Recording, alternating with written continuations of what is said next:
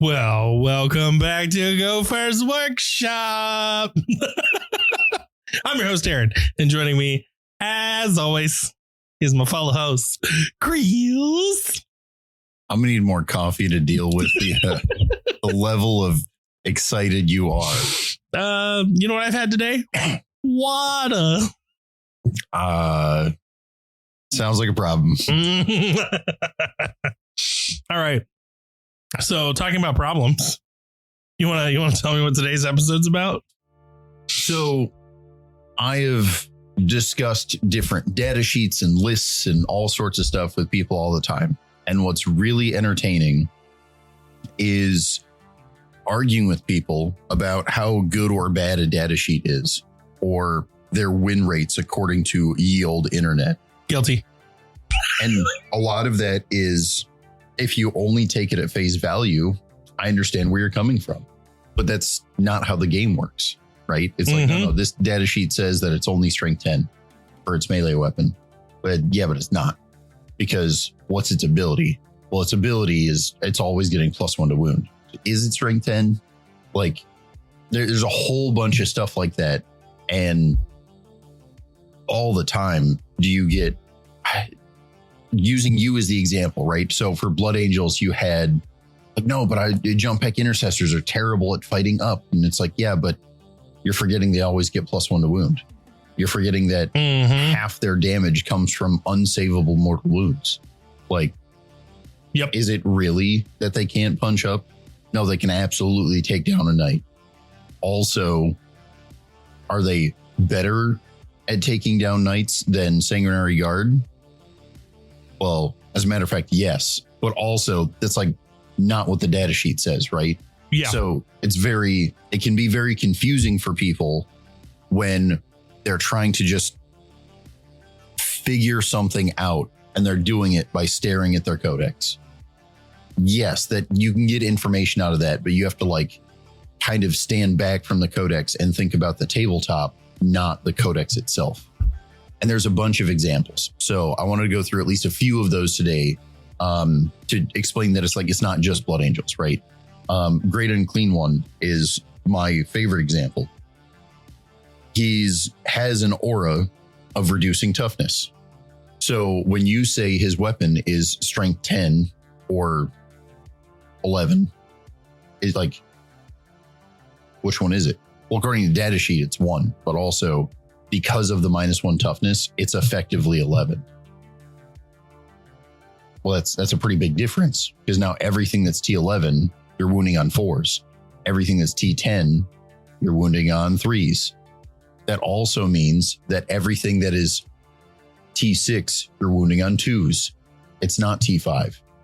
So it has all these like different breakpoints of it's not +1 to wound, but against these toughnesses, it is. And now, if you just look at the data sheet, cool, we can kind of like interpret that and that's fine.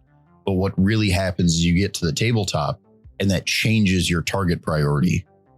I'm a demon player. I don't have a ton of like tank busting, but what I do have is all in melee. Cool, that makes sense. But also, what tank am I going to go send the Bloodthirster after? Or which one is the Great Unclean One going to go after? Well, knowing that he's effectively strength 11, I mean 12 if we're talking about T6, that changes who he goes after. Yes, the Bloodthirster has a higher strength weapon, but also, does he have to deal with all of the tanks, or can he deal with some of them? Does he have to go deal with those like T6 Wraith that are hard to crack, or can the Great Unclean One do it, especially because he's way tougher and he's still wounding on 2s? Just because he's 2 less strength on his data sheet does not mean he's actually 2 less strength. And this is, again, an example. There are many examples. One that I've been using recently is the whole people talking about the +1 to wound for Oath on everything but the specialty chapters. Yep. And again, this edition specialty chapters gets to be a little weird because now Black Templars don't get it and whatever else, that's fine. But specifically, I've made the argument many times of giving the +1 to wound to the Snowflake chapters wouldn't be that bad. And here's why I say that. First off, things that are getting it include Gilliman with double Oath, which is arguably the best version. Holy cow. And the win rates like prove that, right? Like Ultramarines are doing great. But looking at that from the other side, let's say we gave +1 to wound for the Oath target or Blood Angels. How much would that actually change your rolls? In all honesty, barely any. Right. But why? Because if you're from an outside perspective, right? Like, I don't play Blood Angels. No, that seems crazy. Blood Angels are doing really good. Why would I give them +1 to wound? They're doing fine. Because most of my, depending on what detachment you run, I run Liberator's Assault. That gives you +2 strength and +1 attack. Now, but the +2 strength, right? That's different. Yes. So the +2 strength already allows me to do more on the wounding side. So that's great. But also you get a +1 to wound now. Well, half of the time I really don't care because I'm either already running a chaplain with my jump pack intercessors. So I'm already getting a wound, +1 to wound. So I don't care because it can't stack there. And then I'm running my sanguinary guard who has Lance, who's hitting most of the things I'm going to send them in on 2s and 3s. +1 to wound, I guess is okay. I mean, it feels better, but it's not much of a difference. Like most of the things I'm going to get it on that do matter are going to be my shooting units. My fighting units, which is primarily what Liberator Assault is for. I mean, it's nice. I'm not going to say no, but it's not going to make me God tier powerful. Right. And you kind of both like helped your argument hurt it a little bit, but you're right. And this is part of my point is that most of what Blood Angels are running in most attachments, not just Liberator, but most of them, I would argue already get the +1 to wound because the majority of a Blood Angels list is jump pack intercessors with a chaplain. They're already getting +1 to wound. Literally the +1 to wound does not apply unless your opponent has a -1 to wound. Like let's say Dark Angels have it pretty common, right? Well, now that's true, but the +1 to wound from Oath is only good against Dark Angels and, you know, some other factions that spam the -1 to wound, which isn't many. I don't know that I have a problem with Blood Angels being better against Dark Angels. Now, to clarify, the counter argument to that is there is a good argument specifically for Liberators as to why it would be so good. And it's because you get the plus strength, which is kind of already a +1 to wound. Exactly. And then it stacks with a +1 to wound from Oath. And the fact that you could get that for shooting, making what little shooting you take, which again, Blood Angels don't take much, but what you do take does get +1 to wound. Okay, maybe that's pretty reasonable. But overall, Blood Angels would barely benefit from it. But that's almost a Blood Angel specific thing because they are taking already so much +1 to wound. Yep. Now, if I'm taking any other detachment of the Blood Angels, the honest argument is I don't think it affects me any differently than any of the other chapters that already get it. Yeah. I mean, unless you use the Grotmus detachment, or now I'm re-rolling all of my hits and wound rolls of 1. Like now it's a little bit more dangerous, but you already get that when you run certain things in other detachments too. Right. And that's where it depends on your list build, arguably, because I agree with you. Blood Angels Grotmus is probably the only one where the +1 to wound would be kind of crazy. And that's only if they decide to build an actual shooting list and don't take much of their normal staples, Sanguinary Guard, Jump Back Intercessors, Death Company, stuff like that. With those, I guess it would be kind of crazy, but even then, we're talking about a detachment, a specific build. Okay, maybe that's powerful, but are you really going to argue that's more power, like so powerful over what Gilliman does? And he could do that in any detachment that like we have to restrict them? Well, and the thing is, we don't even have to theorize about that. During the Las Vegas Open, there were a bunch of people taking that very thing. They took no Blood Angels, but they were taking the Blood Angels detachment. All standard Space Marines with shooting. Yep. They did okay, but they weren't like, again, it wasn't God tier. They were taking fall back and shoot. They were taking reroll hits and rolls of 1. They were taking all of this already. And it will, again, they didn't do so good that nobody else could beat them. It was just more complex, more difficult to deal with. And I argue it's the same way when you're dealing with Ultramarines and Gilliman. It's no different. It's just more complex, more complicated, and harder to deal with. Can be dealt with, but it's harder. And that is fair. It still can be dealt with. But the goal, obviously, when we're having this discussion is 2 parts. And the first part is always, well, we want the game to be balanced by itself. Yep. So that our skill is the one that's trying to like even things out a little bit or uneven things out. But we want the game in theory to be balanced on its own. Yep. So I understand the argument of some of this stuff. No, we shouldn't give, so-and-so +1 to wound. Like if we gave +1 to wound to Dark Angels, I don't know that they need it. They're doing not the best, but also they're doing fine without it. And they have enough like good units and combos that like no one's going to complain about like, nah, but I need it.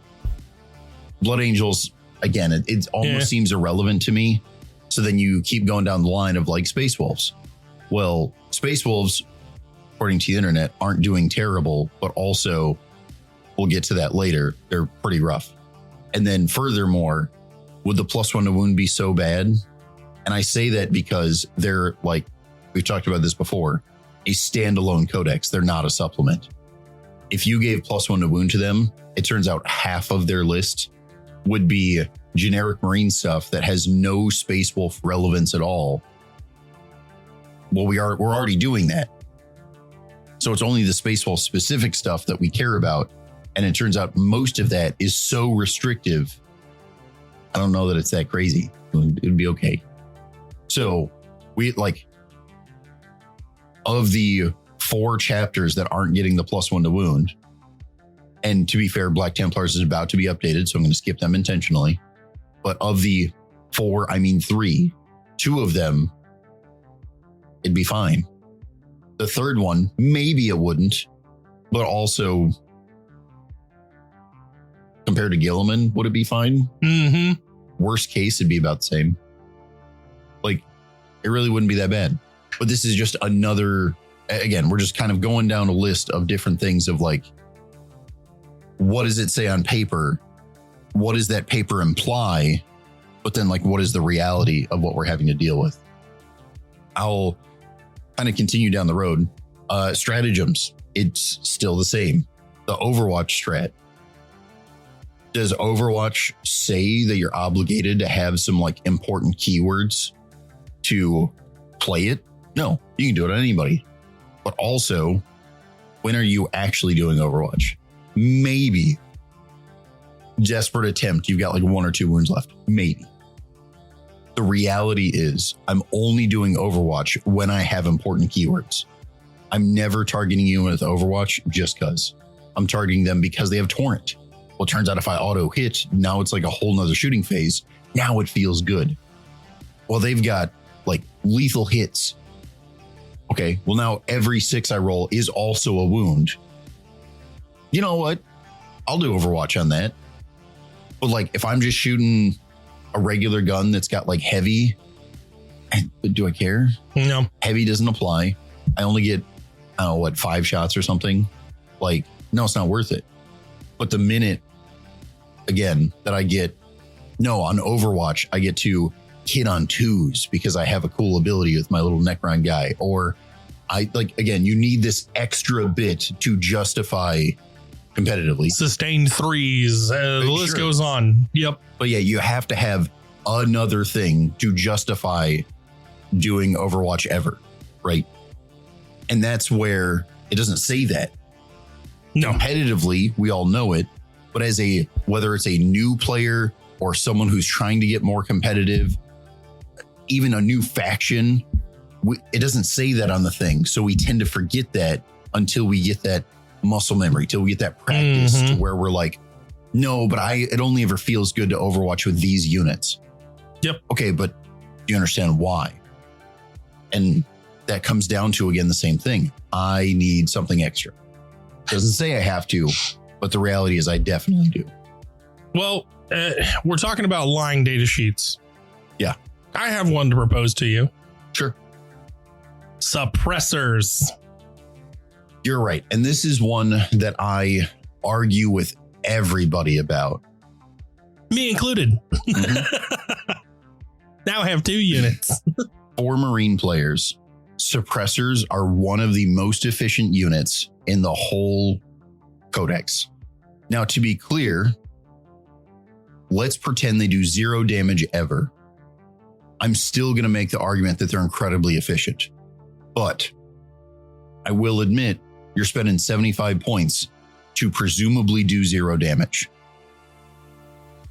But this is why most people don't like the suppressors, is because they do 0 damage.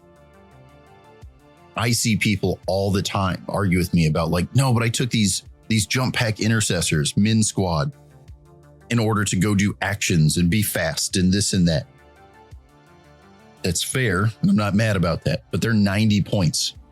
Matter of fact, they're so good at it and they were taken so often that they went up from 80 to 90. Mm-hmm. You could spend 75 and we're just as fast, have all the same deep strike keywords, way cheaper at this point, right? Because we have a throwaway unit. Yep. And now, on top of all of that, they can make the things that are expensive in your list, your Terminator brick, your whatever else, your tank, it can make that tougher. Because it says, what is my Vindicator afraid of? Well, the only thing they're afraid of is that hammerhead. Okay, well, shoot at the hammerhead. We're going to do 0 damage, but now it's -1 to hit. So the hammerhead might even be a bad example because Tau have a lot of ignore modifiers, but this still applies to name a faction, right? Like there's everything that like, no, giving it -1 to hit makes arguably everything else in your list tougher.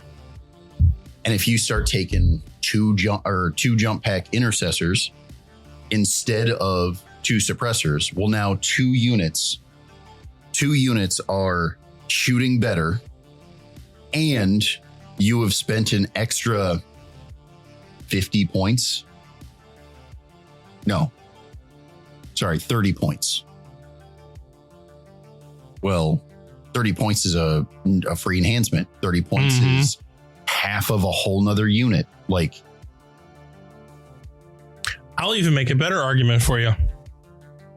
Not only do you make my entire list tougher by having suppressors, but also they are far more evasive than a jump pack intercessor squad because they have the keyword smoke, which means they effectively are always -1 to hit if you use this stratagem.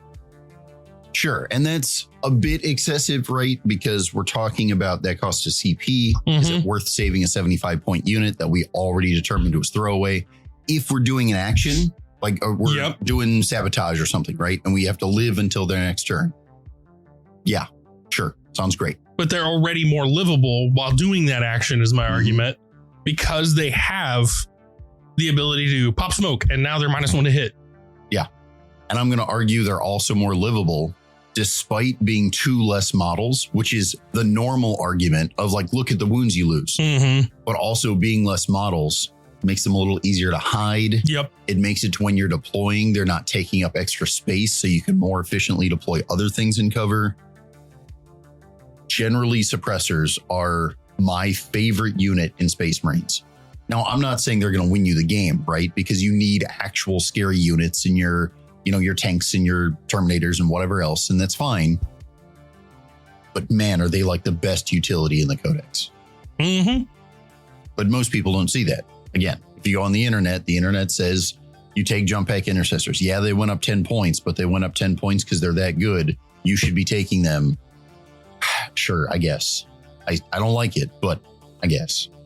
I'm going to make you another stealthy argument here. You ready? Sneaky little Codex. This is specifically for our Blood Angel players. You made this argument. Everybody on the internet is raving about Dante and the Sanguinary Guard, and it's good, but it's expensive. Mm-hmm. You know what's not? And works, I argue, twice as well? A captain with a fights first enhancement. With the enhancement, he's even cheaper than Dante. And you'll get a free strat, effectively. Mm-hmm. On top of that, you're giving your Sanguinary Guard an additional strength when charging. Right. And what? The main argument is, do all of those buffs equal or outweigh the amount of damage that Dante himself does? Because admittedly, Dante does more damage than a captain. Okay. Oh, yeah. Fair. But it's about, again, on paper versus the reality of the tabletop. When just on paper, Dante's objectively better as far as damage output. Maybe because the free strat, the captain is better utility wise, but that's a maybe. Yeah. But what happens when you get on the table is you're playing Liberator. So now the +2 strength stacks with the +1 strength. So it's actually +3 strength. And you're giving like a bunch of other buffs to them lethal from hits. The captain, whether it's via the strats or the fact that the captain has dev wounds, giving him an extra die versus giving Dante an extra die. Mm-hmm. Which one is technically you're gaining more from the extra attack on the charge? But if you just look at the data sheets, Dante is better. Yep. But also when the captain becomes so efficient because of your detachment with stacking buffs and everything else, that now their damage output is very similar. Why am I paying all those extra points? And that's ignoring the enhancement for fights first. Yep. The minute you give them enhancement fights first, well, now we've effectively equaled damage output for way less points. But we spend a few extra points still being cheaper. And now we're more defensive too on a very offensive unit. So yeah, there's a whole bunch of this. And we could continue to go down the road as far as different factions, and almost every faction I've looked at has one of these data sheets out there. Whether you call it efficiency, whether you call it like experience, whatever, your faction has something where if you read the data sheet, it doesn't look that impressive. And then you put it on the table, and with a little practice and a little like know-how, but that thing is way better than anyone will give it credit for, especially on the internet. And also it's way better than that other thing next to it that supposedly is better on paper. I've heard you talk about other factions. I'll say this and we'll go to our mid break.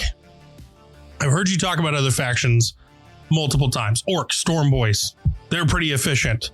Tau, you've got your Pathfinders, everybody poo-poos on, and they're pretty efficient. There's so many things. Vespids, the list goes on for all these different detachments and factions. And what I've noticed, though, as I've perused the internet, is that the ones who get the most of this I've seen, aside from Space Wolves, is Blood Angels.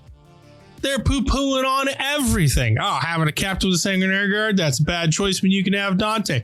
Why would you take Sanguinor over Mephiston? Why wouldn't you take Mephiston? Why would you take Mephiston over Sanguinor? There's these constant debates because there are so many good characters.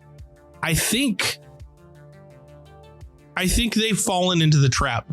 I think a lot of Blood Angel players have fallen into the trap, on the internet at least, of If I'm not playing Death Company, if I'm not playing Mephiston, if I'm not playing Dante, if I'm not playing these named characters, am I even playing Blood Angels?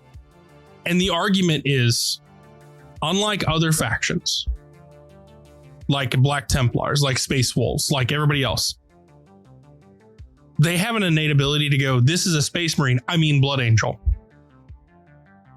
For almost everything. And because of this, we find ourselves with so many options. I think they're falling into the traps of, well, the data sheet looks better than this one. Like, I've made the argument the Lone Op Lieutenant wasn't very great. Now he's in every list I put. Why? Because I have 3 Lone Ops in a list. How you going to deal with that? I had Dante in a list a long time ago, and you were like, nah, it's not bad. But also, what would you do if you had a captain? Immediately put a captain and went, all my prayers have been answered. I think they fall into this trap of the data sheet says A, but on the tabletop it does Z. A lot of the times, because we have such fluctuating and differentiating rules, everything changes for us so drastically. You run a Liberator Assault, you're getting +2 strength and +1 to attack. You run the Grotmus Detachment. Well, now you got like 3 different rules stacked on top of your character units, and you can fall back and shoot, and you can re-roll everything, and you can do this and do that. And I think because they have so many different rule changes, not only for their units, but the detachments they run, I think this is why they fall into that trap. And I think that's a lot of the problem across the board. And the reason I bring them up is because it's a comparison here. I think it's a lot of reason across the board why people get lost in, well, the data sheet says X, so it must be Y. Well, not necessarily. I think that's why they fall into these traps, because the name of the game is we're going to change the rules based on what faction, what detachment we play. So there's a couple of things. For starters, the most true statement you had there, when most of it was true, is that it's like faction wide, or not faction wide. It's every faction. Mm-hmm. It's completely like, you're seeing this for Blood Angels and you think it's the most egregious because you're a Blood Angels player and that's what you're looking up, and that's fair. But also the secret is all the like things that you're frustrated or complaining about with Blood Angels, that's actually most factions. If you were a Gene Stealer player and you decided to get on those Reddits and those forums and those Discords, and you would find just as much infighting. There are some factions that have a like surprisingly different culture to them, and it gets to be a little different. Space Wolves is a pretty good example. If you get into most of their Discords and discussions and stuff like that, most of the internet is pretty casual about Space Wolves. They're very hobby oriented. They're very narrative focused. They love putting in named characters because they're like, no, he's my warlord. He's the leader guy, and I think he's the coolest. They're not doing it because, well, he's the best. And that's fine. I'm not saying that like Wolf players are bad. They're not. They put in the effort and they're dedicated to their faction. There are very good Wolf players out there. But even with that being said, all of these things, even like the narrative focused guys, right? They are still falling into like traps as far as like what the internet said, because the idea of the internet is that there's this hive mind, right? Like the reason we don't see how good some of these data sheets are is because we don't have the time. We got a full-time job, we got families, we got whatever. We don't get as many games in with our faction or with this list or with these characters as in theory the internet does, right? Because if there's 100 people out there all getting 2 games in a week and I'm only getting 1 game in a week, why wouldn't I trust the internet? You know how many people out there have like way more games than me? But what really happens is some people on the internet, whether they say a thing correctly or not, like they could absolutely be right with what they're saying. They put it out there and then the internet latches onto it and then they lose the why. Mm-hmm. The number of times I've seen people on the internet be like, no, this unit's great. You should play it. It's super efficient, blah, blah, blah. And what they're actually saying, if you like find the source, which is next to impossible, right? Because they like echo chambers. But if you find the source, they're like, no, it's the greatest for this type of situation. It's the greatest in this detachment. I've been working on like testing out Space Wolves recently, and it's like, no, Murderfang is with the new rules. He got nerfed, right? But no, he's amazing in this detachment. Outside of this detachment, I don't know why you're playing him, but also in this detachment, he's amazing. But if you look on the internet, what are they saying? Like, no, he's still playable. He's great. But most people aren't saying in this detachment. Mm-hmm. So now as the casual guy who gets in one game a month, and I'm like, nope, I wanted to pick up Space Wolves. I finally got done painting the new characters. Like, I'm ready to play. Well, I got to put a list together. So I don't know what I'm playing yet. Let me go check the Discords and whatever else. And I need to play Murderfang. He's like, apparently he's really good right now. But I'm going to play this other detachment that isn't what they meant, but they didn't clarify that. And now my first 3 games, I'm going to be super disappointed in him. And either I'm going to be upset with him or I'm going to be super upset with myself because the internet says he's great. And he's great. I am struggling with him. And you're telling me he's like the best thing to put in that list? Yep. But it doesn't say that, right? Even when it's the internet, like people could clarify that. It's not like GW where they printed Overwatch and they're not going to caveat with like all the options of what could make Overwatch worth it. There's too many variables. Reddit could explain what they mean, but they don't always. Somebody does. And I'm very proud of them, right? Like saying this unit or this detachment is really good in this situation is true. And I have no qualms about it. And if you want to say that that's good generally, no qualms about it. But that's not always true, right? It's in that situation. It's in that meta or with these units.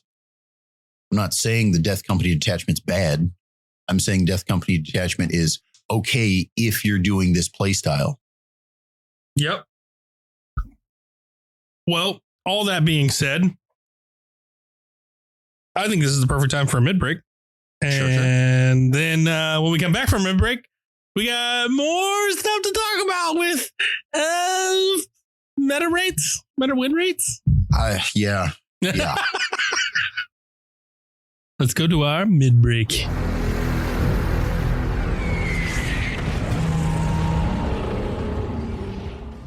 Well, here we are in the middle of the episode Creels. That face is just pure disappointment. I'm getting used to it. It's really hard to handle this much. Just this much fatherly love. I don't know. Well, I'm going to get some milk. What's the first thing we do in the middle of the show? Patrons. So we have to thank our Guardsman patron, Sergeant Matt. Then we have to thank our White Shield Guardsman patrons, Mitch and Nicodemus. So thank you to our patrons, because without you, the show would be much, much more difficult and if not impossible to do. But also thank you to our listeners, because without you, it wouldn't be possible at all. We'd just be talking to ourselves in a weird padded room. This is starting to sound like a bad Insane Asylum movie. I always thought I'd end up here. Oh, well, on that note, what's new on the street? What's the word, bird? That was the worst Family Guy impression I've ever heard. So this week, there's a bunch of individual Saturnite kits is basically what we got. There are a couple of new things, but most of this week's is breaking apart Saturnite. Is fine, is actually great. I'm glad that it's not 6 months later. That'll prevent scalpers and all that other good stuff for the Saturnite box. That being said, there's a couple of weird things. We got old drop pods for Horse Heresy And I had a actually hilarious discussion about this the other day. So more information than you need behind the scenes. Horus Heresy is handled by a different studio than the main GW products. It's oh no. What's really funny about this is the studio that handles Horus Heresy is like under constant threat of getting axed. But Horus Heresy keeps making smart decisions. So they can't be. And what's really funny is main GW came out with new drop pods. Horus Heresy almost immediately basically repackaged all the excess drop pods they had sitting around and just put in like different transfers, and now it's Horus Heresy. And what's extra funny is I would bet money, and I'm a store, so I bet lots of money that these old drop pods are going to not only see more play in 40K than the new drop pods, but also they're going to sell better. And here's the only reason why that might not be true for some stores. The only reason some stores aren't going to get these old drop pods is because they have so many new drop pods sitting on their shelf. That's the only reason the old drop pods might not sell better in certain places than the new drop pods, is because there's too many new drop pods sitting on the shelf. I mean, I have an old drop pod sitting on my desk right now. And you know what? I'm going to make so many arguments about why the old drop pod is objectively better. That's for another time. New episode coming soon. Drop pod versus drop pod. It's not worth making an actual episode on, but also I don't care if we're talking about hobby stuff. I don't care if we're talking about like on the tabletop. There are a bunch of reasons old drop pod's better. But whatever. In addition, we got some like new gun arms for some of our dreadnoughts, like the Saturnite ones. Yep. There's actually a air quotes new weapon. The quad accelerator platform? No, I was going to say the upgrade sprue. Oh, yes. Sorry. Yes. So like all the disintegrator stuff. Okay. Yep. All right. Here's the thing about GW. They make great decisions and then execute poorly. So the other upgrade sprues that Horus Heresy did are fantastic. Absolutely love them. Every single one of my suppressors, which I love, is using the auto cannons from the Horus Heresy upgrade on jump pack intercessors. And they look dope. But also, you know what else they were? Arguably even cheaper than buying actual suppressors, which are also impossible to get right now. I love these weapon upgrade sprues. The new disintegrators are a really weird looking multi-melta stuff. You want melta-guns, you want multi-meltas. They've got very similar like cans on the end of their barrels.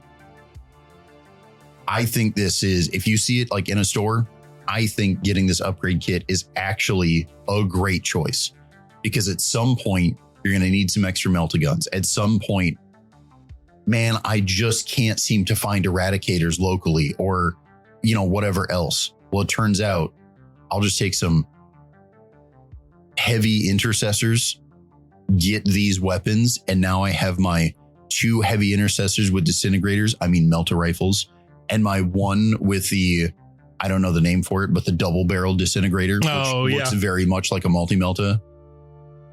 I've been waiting because I was going to do this exact thing for my eradicators. I've been waiting for the multi-melta Horus Heresy upgrade kit to come back in stock. And for the life of me, it hasn't. I might just take the thin barreled multi-meltas now. They don't look bad either. Yeah, they're thinner, they're smaller, they're less bulky. Yep. It might look a little weird on Gravis guys, but especially if we're talking about your like regular Marines, I think it's going to look just fine, especially with all the new Marines coming out for Horus Heresy are all effectively upscaled a little bit compared to the old TAC Marines. So like, yeah, it looks thinner, but it's not like the hands are going to be in like a weird place. They're going to work just fine. I think this is actually super neat. So yeah. And then we got a new gun. Well, I don't know if it's a new gun. The quad turret thing. Yeah. We've had some variants of that turret thing in the past, and it's all Horus Heresy. I would argue some of them are 40k playable because you can like if you get the Aegis Defense line, it comes with the quad auto turret. Mm-hmm. There's some of the gun emplacements for guard that you could use this for. They're playable in 40k. They're a little harder to make work, but overall still pretty neat.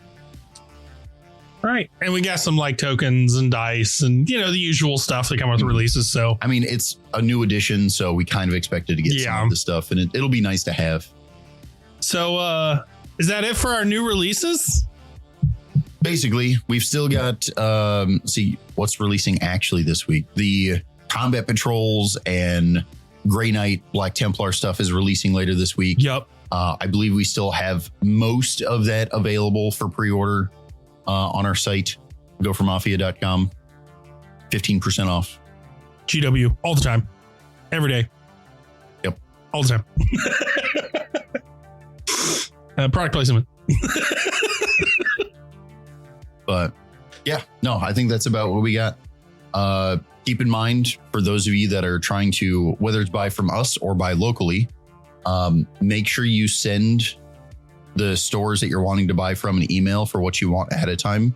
About half the stuff you saw on Warhammer Community for this week's pre-orders is web only. Mm-hmm. So if you are wanting some of those turrets, if you're wanting the extra Dreadnought arms, you need to send them an email so that they can get on GW's website and order it through there for you, because they are not going to normally get them through their regular distro. Another little behind the scenes thing. Woo. Sorry. Anyway, all that being said, if you got nothing else, on to the next one. So before we go, just want to remind everyone one last time, if you are looking for GW stuff, magic, universes, One Piece, whatever it may be, whatever your cup of tea for tabletop gaming is, you can head on over to gophermafia.com and check us out. You can get all kinds of cool stuff there. GW products are always 15% off all the time. Don't care what day it is or time or year or whatever. It's always 15% off through us. So yeah, go check it out. But on that note, let's go to the end of the episode.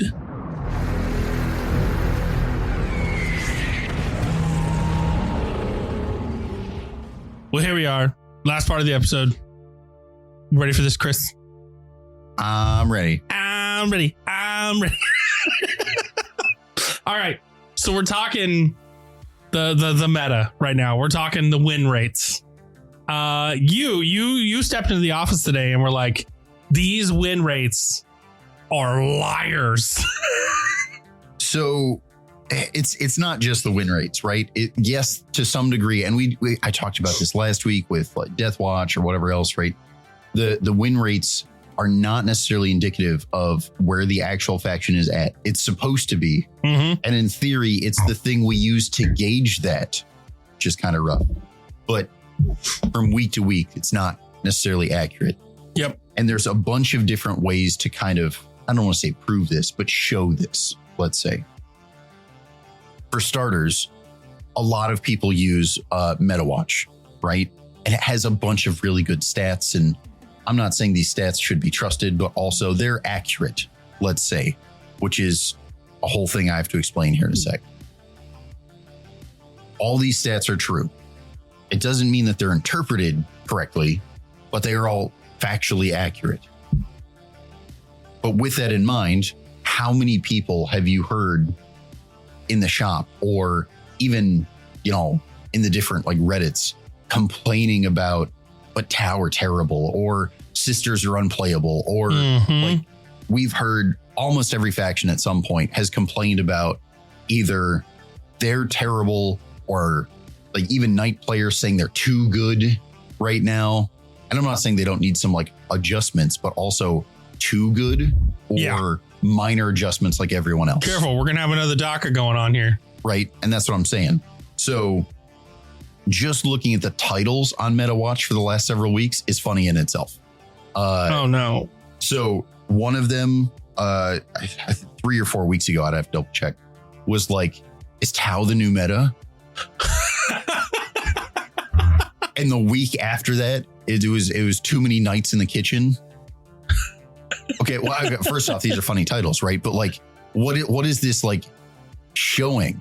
It's that from week to week, the stats change so wildly that you can make titles about how the entire meta shifted in a single week.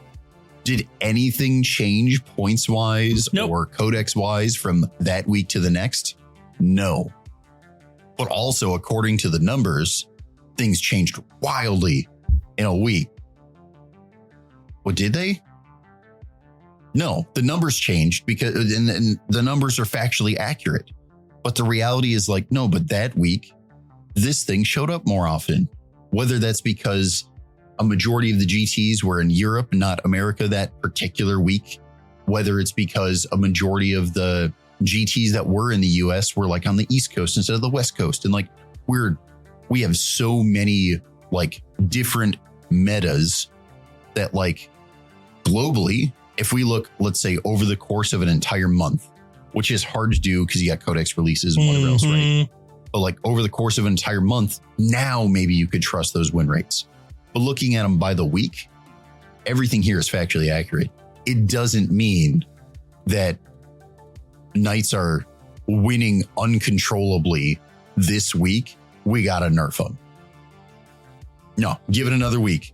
People will learn how to play against them. Yep. Now that MetaWatch is saying that they're crazy, people are going to look into them more and make better choices against them.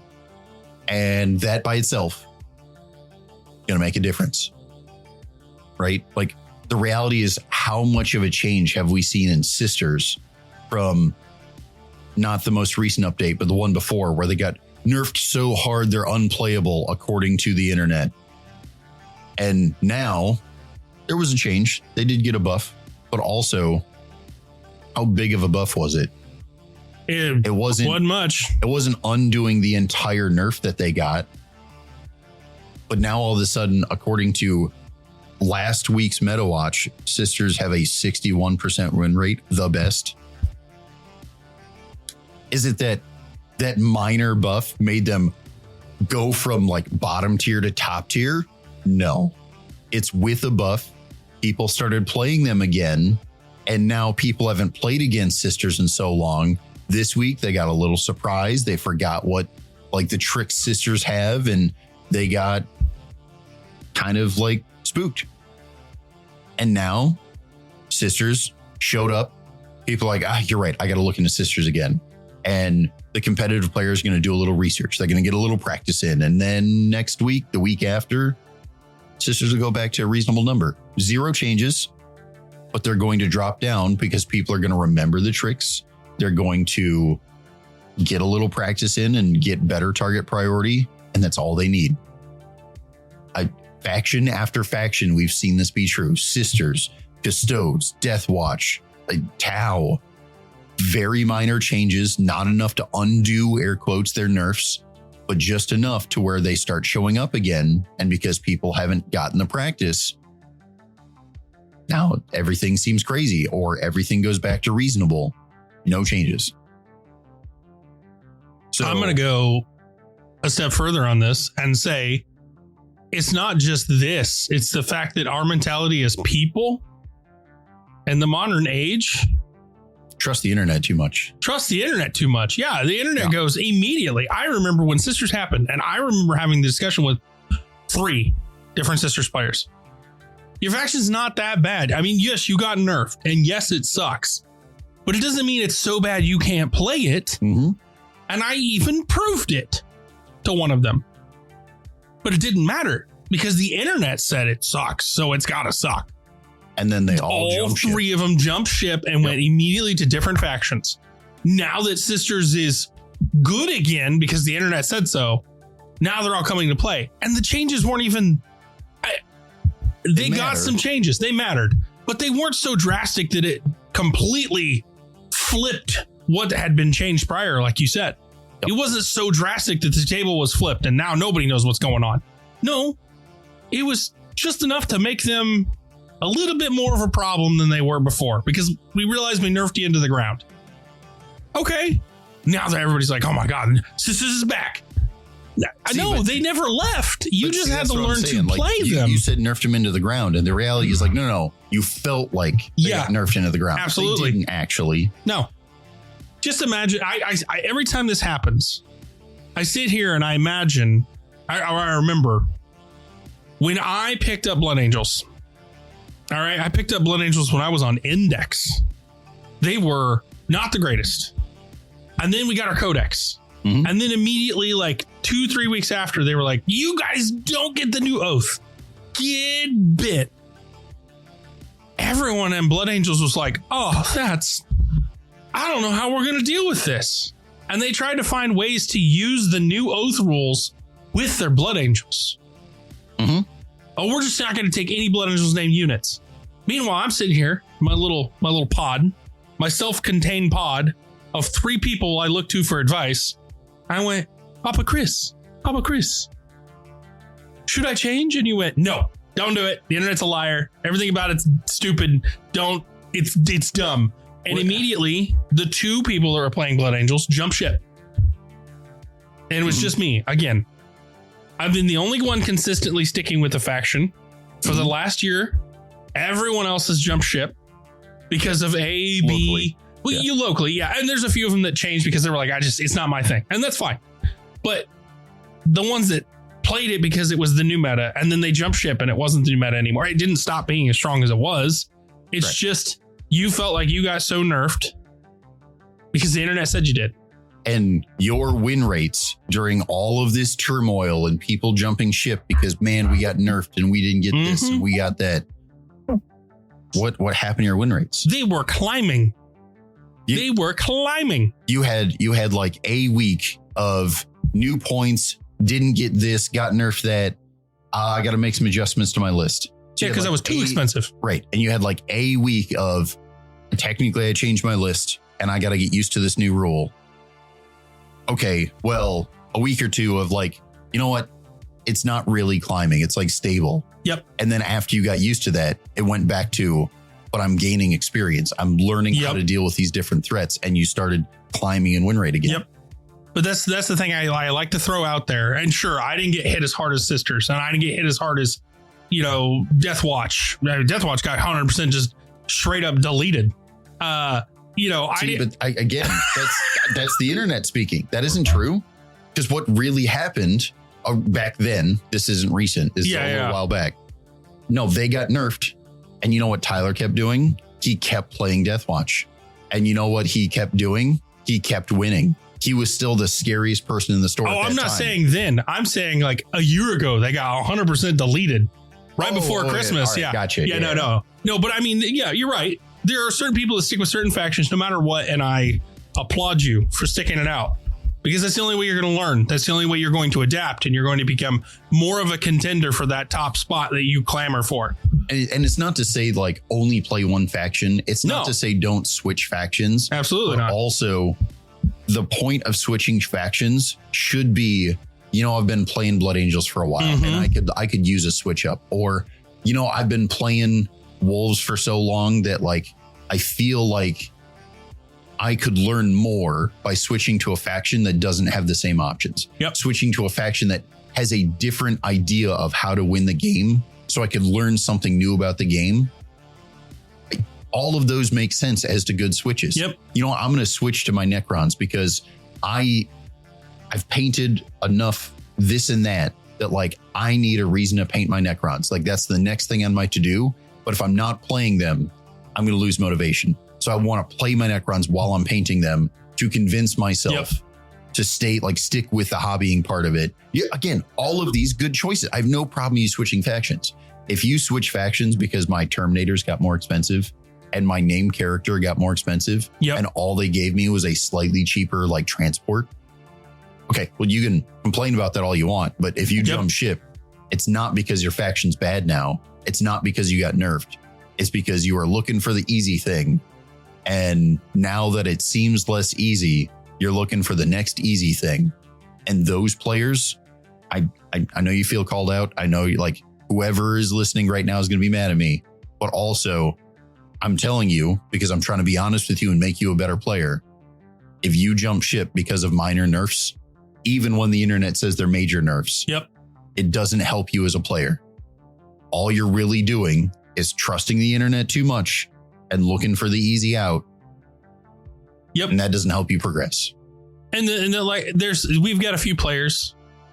They didn't jump ship like with the Blood Angels thing. They didn't jump ship. They played it for a while. You know who I'm talking about. He played it for a while. It wasn't his thing. So he was like, cool, I'm going to go back to Iron Hands. I'm going to go back to Oops All Tanks, Oops All Big Boys. That's fine. Those are, again, another good reason to switch your factions. I tried a thing. I didn't like it. I wasn't good at it, whatever the case may be. But then again, switching a faction because you got changes that you don't agree with. That's what it comes down to, right? You're switching your faction because you got changes you didn't agree with. Well, that's not how you're going to be a better player. Because the faction you change to is also going to get those same nerfs eventually. They're also going to get those same changes eventually. Everybody does in this game. Everybody's constantly changing and shifting, and the meta is always on a, fluctuating scale. When you turn around and you leave a faction because you got changes that you didn't agree with, all you're doing is delaying the inevitable and preventing your progress. And Custodes is arguably one of the best examples of that. They got a new codex, and the codex changed the way they played the faction. Everyone left. And I mean, like, almost everyone gave up. They said they were terrible. They took away all of the things that made Custodes. Wasn't true. And then 6 months later, all the players that did stick with Custodes started figuring it out and winning and showing up. And everyone's like, oh, I should go back and look at them. And was there like a major difference between codex and when they were winning? No. There was some, but it was like next to none. It was the dedicated players had figured out the answers, had gotten used to the new play style, and they started winning. And then everybody came back, and then Custodes were crazy again. And again, they were like, why are they crazy? This is like basically this. It's the same codex for sure. There are very minor point differences from when you said they were unplayable. But the dedicated players figured it out, and then all the bandwagoners came back, and that was it. Speaking of bandwagoners, this is not to call anybody out, but you remember how too many nights in the kitchen, when the nights were crazy, it's going to be a night meta, and holy cow, nights are broken. Take a wild guess as to what the win rates are this week or last week. Nights are back down in the 40s, I'm assuming. 53%. Okay. Slightly better than average, but also very appropriate win window. You're winning arguably 50% of the time. Just a little over. Right. But that's where they all should be, right? Like 45 to 55. That's like the ideal window of if you're in there, your changes should be minor and they should be like balance related, not like, oh, you're crazy or you're not good enough. We're going to make sweeping changes. Like, no, this is very minor stuff. It took a couple of weeks of getting used to it. It took a couple of weeks of people being like, you know what? I took out a bunch of tank busting and put in elite busting, and now I have to switch some of it back. That's all they did. And they're just fine. And this is why you don't believe the internet. And you don't immediately go, oh, the new meta week by week. You can't do week by week stats. You just can't. Yeah. And again, do I think that both Imperial Knights and Chaos Knights need changes? I'm going to say yes. Objectively, I believe they need some changes. Sure. But we're talking about minor changes. Again, we're in the appropriate win window. Do I change Canis Rex's points? Yes. Do I change like all of the Knights' points? Do I start trying to like sweeping changes to how the bondsman works? Or no, they're fine. They're not that crazy. We just need to like little points adjustments to Rex, little points adjustments to maybe Serestus Lancer, and then we're good. We're done. That's all we need. Chaos Knights, do we need maybe we could update the stratagem. Maybe it's a little too non-restricted. We could add in one more restricted. Maybe like this detachment is kind of crazy. We do this minor change. That's fine. But also, do we need like, no, but Chaos Knights are crazy. We're going to get a Knight meta. Like, nope. We're already seeing that it's stabilizing. It's not that bad. If you have a broken tile in the kitchen, you are not going to rip out the entire kitchen counter. That is not how this works, is what you're saying. We are just going to fix the tile and move on with life. And I'll give you another example. And I know I've been very vocal about this. Space Wolves, right? I think the new codex has so many glaring errors. As a Wolves player, I'm extremely upset. And I don't mean like, no, but I wish I was better. I mean like, no. Yep. I am upset with what they did to my faction. And now that we've seen some of the spoilers for like Black Templars, well, now I'm even more upset because it's not like this is the new direction we're going. They've made it clear it was just Space Wolves that got twice the restrictions as everybody else, right? Like, I'm super upset about it. But I'm still saying right now that like, do I want a whole new codex? No. I want some data sheets to get some minor updates. Literally, I want one sentence added to like half of my data sheets. One sentence. That's it. I just like Grey Hunters. Anything that can lead an intercessor can lead Grey Hunters. That's all I'm asking for. I'm not asking for point changes. I really wish I could do 5 to 10, but also, you know what? You want to give me some weird flavor? Whether I like it or not, I'll accept the hard 10. Also, why? Why can I not have a lieutenant in my Grey Hunters? Mm-hmm. Why can I not have a librarian? In librarian. A librarian. But again, what's the difference between a Grey Hunter and an intercessor? There are some differences. But we're talking about generally minor. They are the same effective role. They're arguably the same model with like a couple of talismans. Why can I not have like, and that's ignoring all the lore stuff, right? Like wolves are basically orc players. They love the lore. They love the narrative. They love all the cool stuff. They read books and it's like, no, there's more than one librarian. It's not just Najal. Yeah. Why can't I use them? And then you've got GW. Oh, well, technically you can use them. And it's like, no, you can't. Because if I use the librarian, it only goes into those generic Marine units, not actual Wolves units. So I can never have an actual like Rune Priest ever again. They don't exist because I can't attach them to a Wolves unit. I've got sweet kit bashed models for all these different like the Space Wolf Chaplain guy. And well, now we've got this new model for the Wolf Priest. That's sweet. Also, can the Wolf Priest lead, I don't know, anything generic? No. So you're telling me that wolves themselves don't have Devastator squads anymore, despite being able to take them and being firstborn and all the lore being like wolves love firstborn units? Yep. Nope. Long fangs are gone, so you don't have them anymore. You just use Devastators. Okay, cool. I'll use Devastators. And then I can't put my priest in there. I can't put a battle leader in my Devastator squad. What? No, get fucked. Again, I don't want to get into like complaining about all the things the GW has done wrong. Because first off, there's a giant list. As much as I like appreciate the good things they do, there's a bunch of things I wish they do better. All that being said, I'm pushing for minor changes. Even wolves, which are egregious and I think need a ton of changes, I'm still saying each change that's made should be relatively minor. I don't think knights are going to be the new meta. I don't think like Tau are bad. I don't think a whole bunch of things, because I'm looking at what's on the table, not what's on the internet.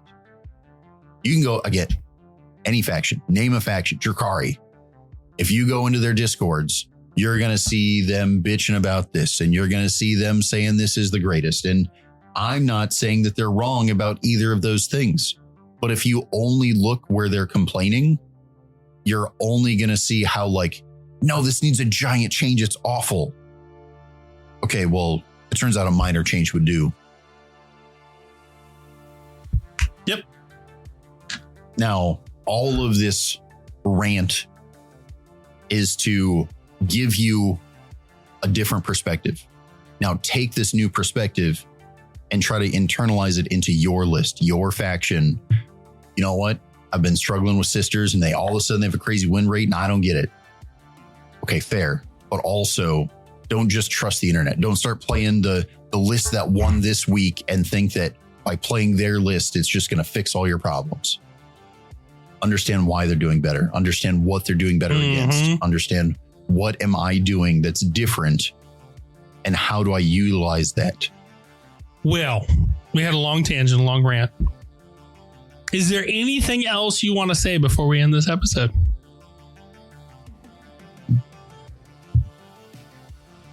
Trust practice, trust people, whether it's a team you're a part of, whether it's your local play group, your best friend, whatever. It's not that everyone knows what it is they're talking about. The internet is a good place to get facts. It's a bad place to get opinions.